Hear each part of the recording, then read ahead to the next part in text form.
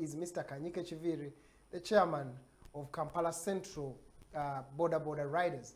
And also joining us online from Rubaga is Anderson Murora, the resident commission, the resident city commissioner, joining us in studio. Before actually we left for the break, Anderson, I wanted to pick your mind on the concerns of the public, because they seem to be understanding what exactly the government wants and they agree with it, but they also claim that there are no alternatives. You have failed to put in functional buses and also other alternatives like lorries, which can as well commute people in the central business district. What do you have to say about that? The buses are coming, and for patriotic reasons, we are not going to use buses made in China. Government has so far set out a few buses to operate so that we can start the inefficiencies where to improve in these buses. And our bus system will be entirely Ayala, but it will not be used for it back the system. And we have also heard in the past that they are reviewing the railway. The reason though government is now largely focusing on cargo, but also the passenger system is under. Why don't you first wait for the buses to arrive and then you embark on this program? No, there is need now, as I explained to you in my preamble. Yes. There is need to organize the existing gas. Then the other ones will find that. Before they do, we still need to order and we need to fix whatever is our proximity. Thank you so much, Anderson. I will come back to you in a minute. Mr. Kanyike, yes. I now want to pick your, your view on what you think government is bringing this, and actually you agree with me. It's a very good program, but how much time do you need actually? Because everybody's talking about time. Taxis are talking about time. Market vendors are talking about time. How much time do you need to be given so that this program can be successfully implemented? Not too much time, from now 6 months and another 6 months to fulfill our program, another 6 months. Because according to the number we have, I told you in Central Division we have like 28,000. Those who have attended the training, they are like 3,000. Yes. First of all, I didn't thank the government for bringing this school of Odisa and the Ministry of Works. On top of that, thanking our patron, Chimba, because they're the one who brought this issue of training. I agree with the public that the Boda industry need to be well organized. Because you can find a Boda rider who even doesn't know even one load sign. So we need to go for the training. What amazed me is exactly on me, because when I went through the training, I didn't know what the meaning of fatigue. Because one time I laid a Boda from roundabout of Sega up to Chengera. I end up sleeping on the Boda. Those issues, we need to sensitize the public and training. So we need to sensitize the public because it has been too long without sensitizing these people. So we need more time to change the mindset of Boda. They know that we need to formulate this industry. So you can't just come and just throw this program on us. We need to go on sensitizing them, moving stage by stage. I also thank the RCC Anderson, because for him, among the RCCs, the one who has moved stage by stage, sensitize the masses. Even he can also agree with me that what he found in the public knows that people don't have money, they need more training, they need more sensitization. So at least more 6 months will be enough. Anderson, more 6 months. What's delaying that? What are your timelines and how much time do you think this is going to be implemented as we are winding up?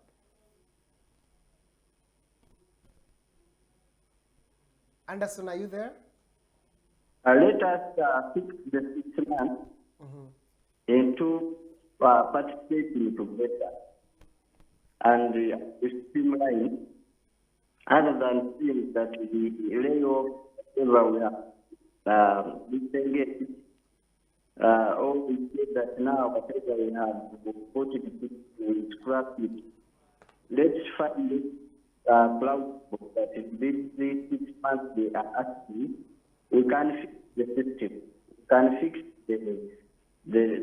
the border, we can fix the guidance, we can fix the concerns, the dangers, we can fix the issues of crime, we can fix the issues of accidents.